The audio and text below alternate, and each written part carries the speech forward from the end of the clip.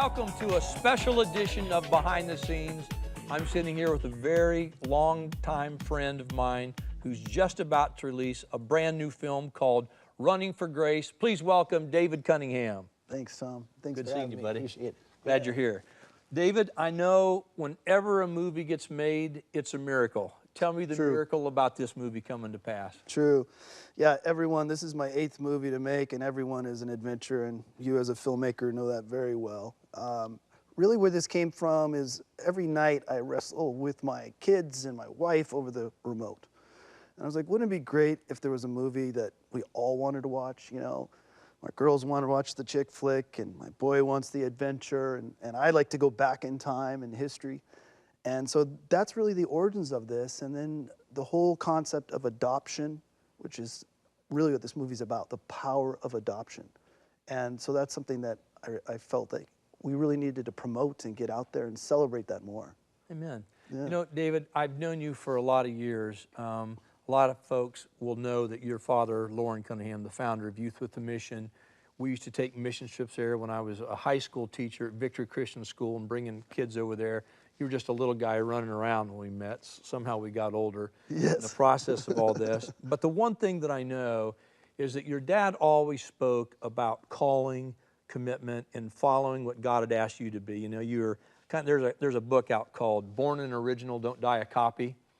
And there's something on the inside of you that's only on the inside of you. You grew up with an amazing pedigree, but yet you're a movie maker. Tell us a little bit about why you selected this film. What is it about this story that said, this one I got to make, this is mine? Yeah, you know, the family business is definitely ministry. I have 7 generations of ministers and missionaries on one side, 4 on the other. My great-grandfather built 13 churches out of a covered wagon in the territory of Oklahoma. Wow. My great-uncle was a prisoner of war in China during World War II because he had a church there and was imprisoned. And my parents, as you said, started YWAM. So here I come as a young man and like, Dad, I think I have this calling to be a filmmaker. I have this strong impression. And he said, oh, you mean like Billy Graham movies? I said, no, I feel like, and what I would use the language now would be a calling to popular culture, to be a part of shaping popular culture. And so this particular film, which is made for the whole family, it's strong redemptive messages of the power of adoption, the power of pressing in, the key of having mentors in your life. So these kinds of themes, all very much biblically based themes. But, you know, we like to say we're not trying to preach to the choir, but we sure need the choir's help. And we feel like the choir would really enjoy this film as well. And so that's what we're trying to do with Well, let's do this. Let's give the viewers just a little bit of a taste of this and then come back and tell why it's so meaningful. Yeah. Here's watch the trailer right now.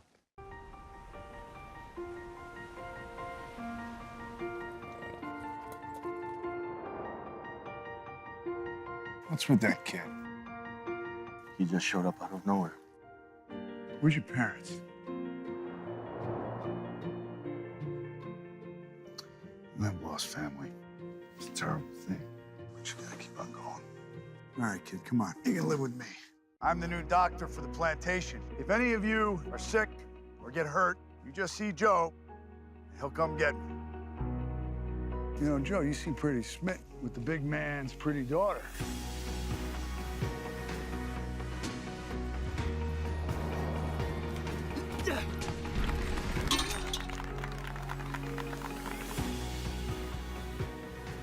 Miss Grace has hurt her ankle.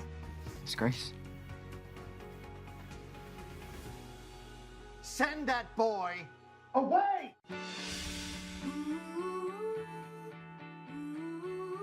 You jeopardize your entire future. What are you thinking? They're bringing in another doctor. When are you gonna learn to trust me? Doc asked me to come by and drop off. That won't be necessary. Miss Grace is now under the care of a proper physician. You and the doc may take care of the Orientals and the other laborers. Do you have a crush on the Danielson's daughter? I got something for you. You're beautiful. Get your hands off her. You don't even have a last name. I have been trying for years to adopt this kid. This is about a boy who deserves a future. Why can't we stay like this forever?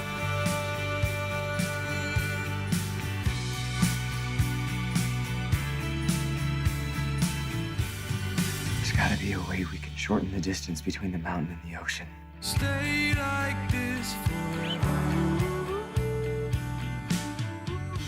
Wow, that's great. So a little bit of racial tension in there, adoption story. There's a lot there, David. Yeah. Now, when we were talking backstage earlier, you mentioned a little bit about there actually being a law in the 1920s that forbid people adopting people of other races. Tell me a little bit about that. Yeah, it was called racial integrity. It was a federal law, and this is set in Hawaii, which was a territory of the United States. And you were not allowed to adopt children of mixed ethnicity. And so our story is about a boy who's half Japanese, half Caucasian, and he's rejected by both communities. And then a new doctor comes to town, played by Matt Dillon, who takes him under his wing and really attempts to adopt him legally. And it's about that struggle. So we could not believe that there was a law that actually existed like that. And in Hawaii, we have some of the most diverse ethnicities in the nation. Beautiful people. Where I'm from. And so the fact that we are now that melting pot is just incredible to see where we started from. Wow. Yeah. Wow. Well, you know, when you see names like Jim Caviezel, Matt Dillon, and I know a host of others, I recognize faces, I wouldn't know everybody's name. You're not playing around. This is a real movie. You've made some real movies before. This is important. Tell me what it's like to make this with these guys on the island of Hawaii.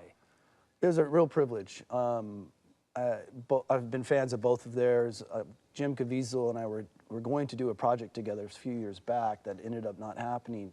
And he really connected with the material. He's adopted 2 children from China, and that resonated with him. And Matt also, with the material, really kind of resonated with him as well. And I was blessed that they were fans of a couple of my films, so they were familiar with my work. And that's really what it comes down to in terms of getting stars, is how good is the script and what have you done before? Yeah. You know, so that's the key. You know, I'd read an article many years ago that says that the actual time from a concept to proof, meaning in the theaters, is about a 9-year journey on a film. Tell me a little bit about the journey of this film, the seed of it, and how long it took you to bring it to life. Probably about 2.5 years, which is relatively fast. The actual making of it was about a year long. And I live in Hawaii. We have a studio there. We've met there before. And so that was a real joy to be able to make it out of there. My family was all involved. My wife's a makeup artist and hair person, and she did that. And my kids were stand-ins, and my daughter was actually a foot double, so that was her big cameo appearance. But it was really fun to be able to make a movie at home with family, with a lot of our friends. I've made movies all over the world, and at times it's, you know, you're out there for months and months. You know what that is like on some of the movies you've made. Yeah. So it's a real privilege to make it right. No, being able to sleep in your own bed. Yeah. That makes filmmaking all that much. Oh yeah, absolutely. Let's watch this little clip from the actors talking about running for grace. There was something when I read the script, I said right away, this is really good, because this is very specific and very authentic and very real. You know, the coffee fields, the plantation, the prejudices in society at that time. I think it's a film that will really resonate with the people, has great redemption to it. I get to play pretty true to this character. You know, he's a hafu, he's a half, he's a hapa. I'm reading these things that are on paper, and I just have such an overactive imagination that I was already sold, you know.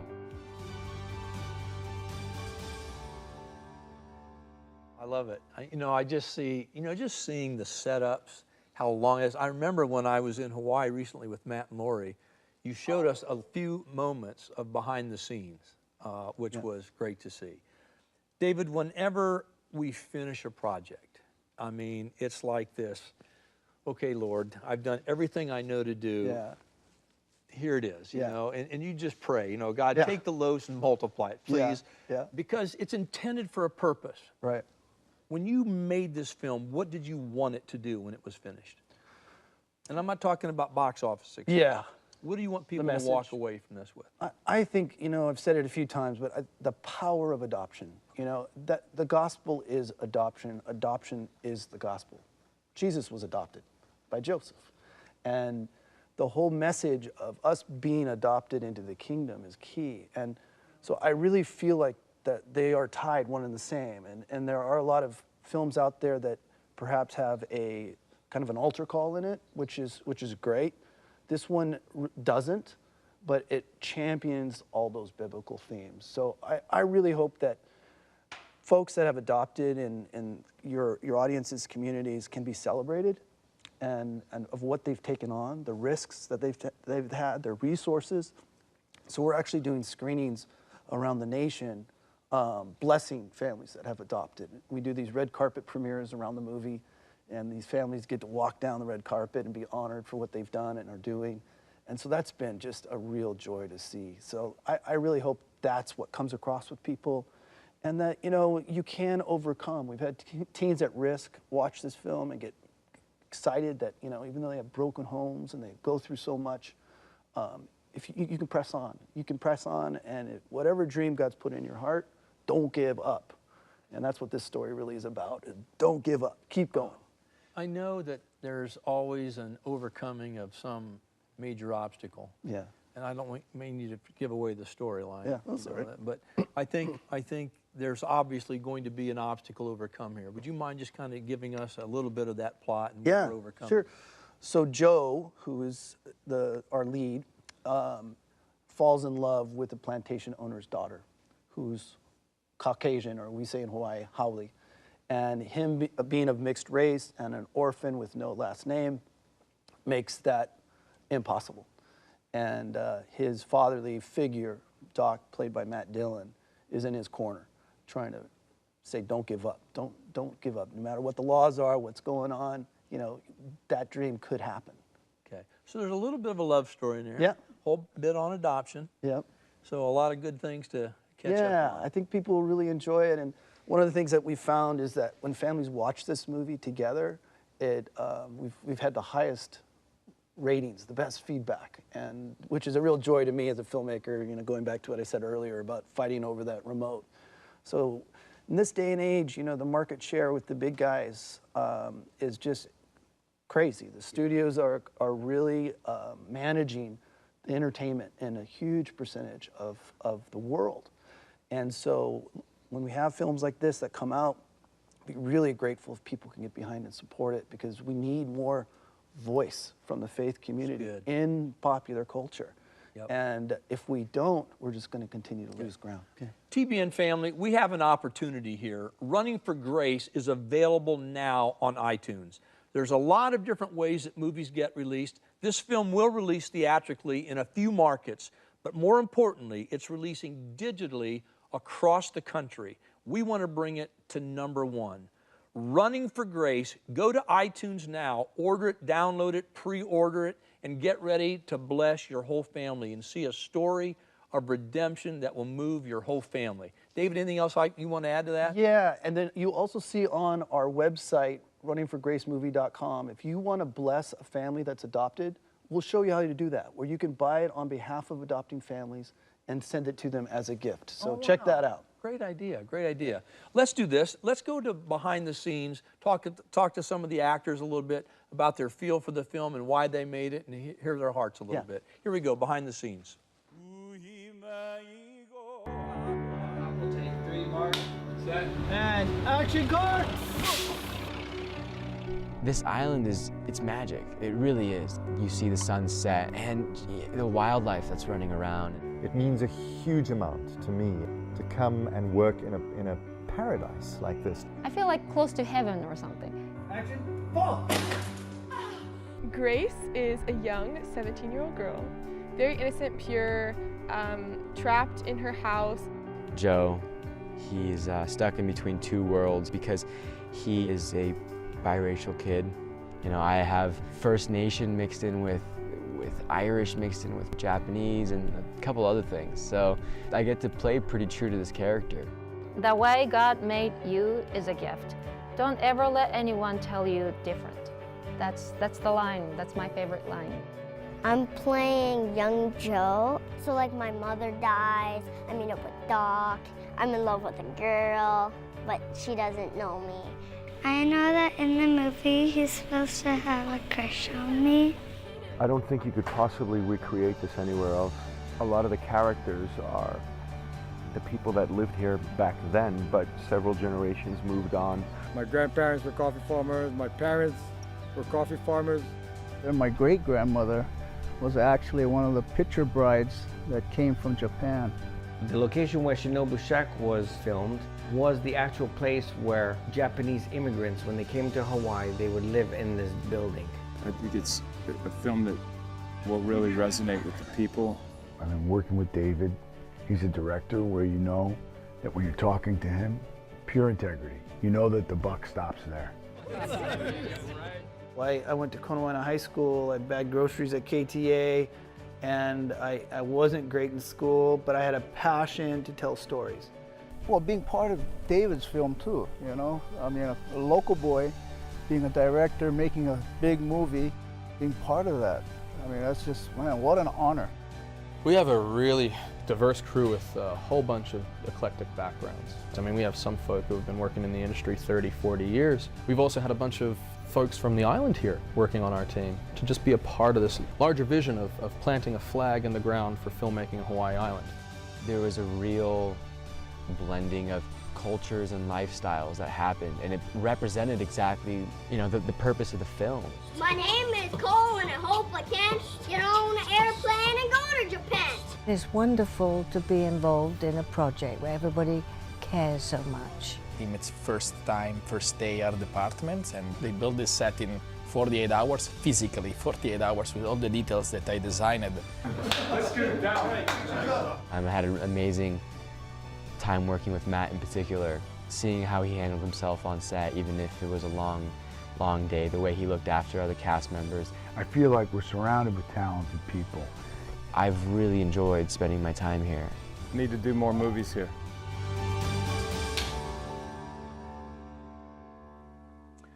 Wow. David, you know, I think the joy that we get to have as filmmakers is when you work with a group of people intensely for a 6 to 8 week to 12-week period of time, you really become a lot like family. Tell us a little bit about the dynamic on the set, what that was like with Matt Dillon and James Caviezel. Yeah. I mean, wow. Yeah, no, that was fantastic. It was a real privilege to work with them. And we, not only them, but the entire cast.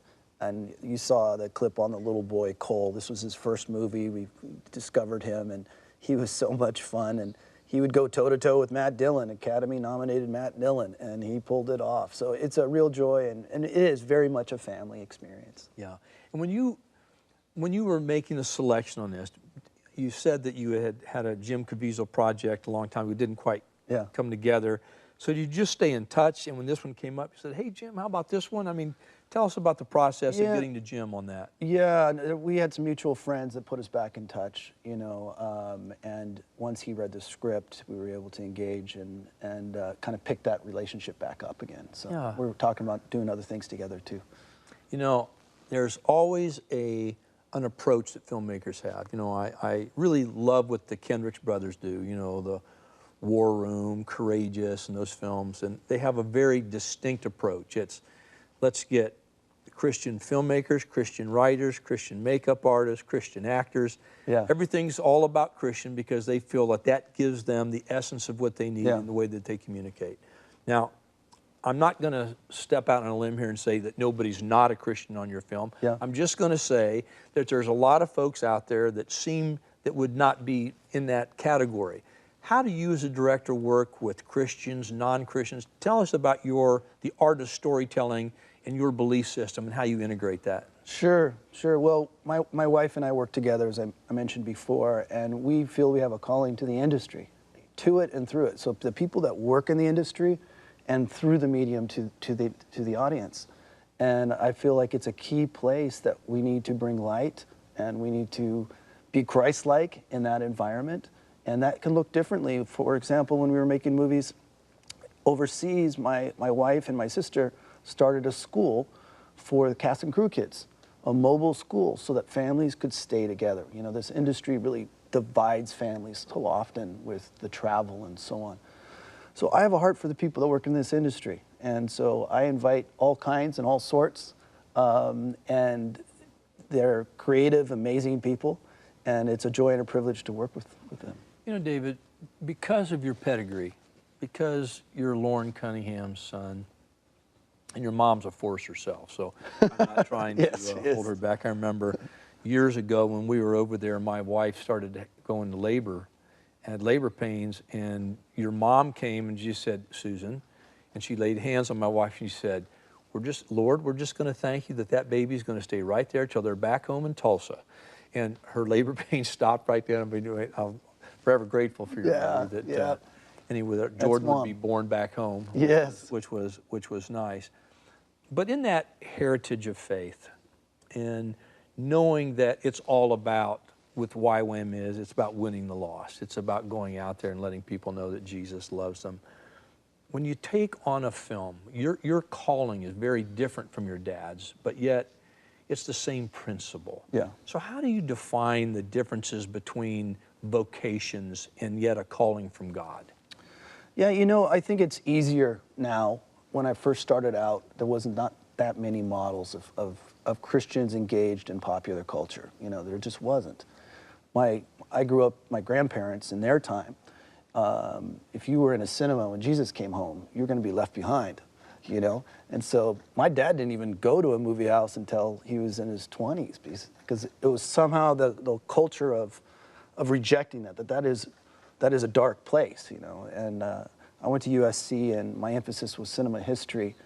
And it's sad to see that the faith community in the 50s abandoned the entertainment industry. In fact, there was a studio that started writing to the various Bible schools in the 50s, asking them to send screenwriters to write movies about the Bible, because they were working, right? And one Bible college professor, or the head of a Bible college at the time, wrote back, we'd rather send our students to hell than Hollywood. Wow. And there was just this rejection. And so what happens is the few Christians that were in the industry went inadvertently cursed as well, right? Wow. And so I am so excited these days, you know, you talked about the Kindred Brothers, your movies, what I'm trying to do, that there is a real bubbling up. And I think it's not about emulation, it's about transformation. You know, it's about innovation. And we don't want to just copy what Hollywood's doing. Yeah. We want to pray and ask the Lord to inspire us. What's on your heart? You can't plan. This stuff takes so many years, like you said, by the time it comes out. So the fact that we're tapping in and have kind of been adopted by the adoption community is amazing. That's a God thing. It's not something that we kind of planned and teed up and set up. So you just got to, you know, be on your knees and say, okay, what's on your heart, you know, and use me. TBN family, Running for Grace is available now on iTunes and other digital platforms. We want to encourage you to have an amazing family experience. Download this film, watch it, share it with others. And you know what? By doing that, you basically cheer us on and say, you know what? We want to see more of this kind of content. Running for Grace is available now on iTunes.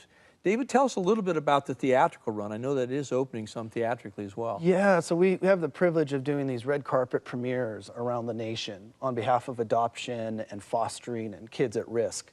And so that's a real joy. So we're doing that in places like Texas, here in Orange County, Houston and Dallas, and we did a big run in Hawaii as well, and a few other cities. So we're thrilled to do that, but we're taking that same spirit into the digital campaign. So as I mentioned earlier, you can buy on behalf of adopting families. And if anybody's out there that wants to bless a whole lot of people across the nation that have adopted, you can email us and we will set you up and match you with adopting families so that they can watch this movie at home. A lot of them can't make it to the theaters, super busy. Let's do this. Let's run the trailer one more time, and then we'll have about a minute left for closing comments. Okay. Here we are, the trailer, Running for Grace.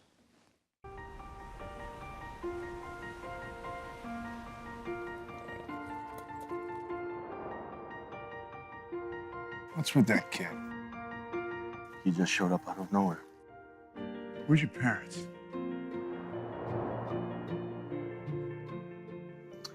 I've lost family. It's a terrible thing, but you gotta keep on going. All right, kid, come on. You can live with me. I'm the new doctor for the plantation. If any of you are sick or get hurt, you just see Joe, and he'll come get me. You know, Joe, you seem pretty smitten with the big man's pretty daughter.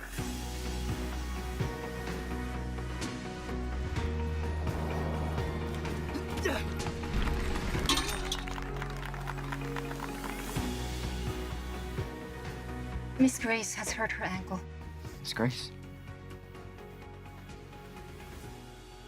Send that boy away!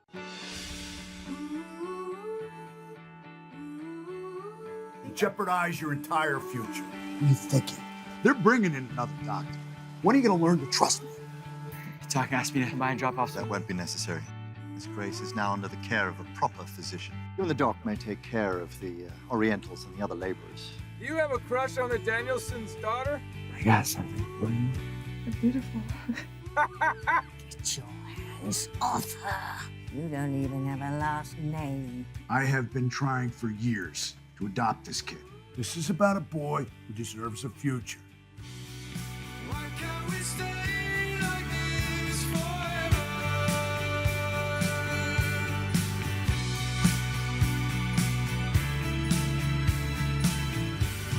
There's gotta be a way we can shorten the distance between the mountain and the ocean.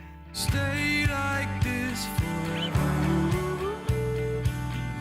Jim Caviezel, Matt Dillon, a great supporting cast, and it's available now on iTunes. Running for Grace, TBN family, download yours, enjoy this film with your whole family, and encourage others to pick it up and watch it. Until next time, God bless each and every one of you. We love you. Bye-bye. Thanks, David, for coming to do this.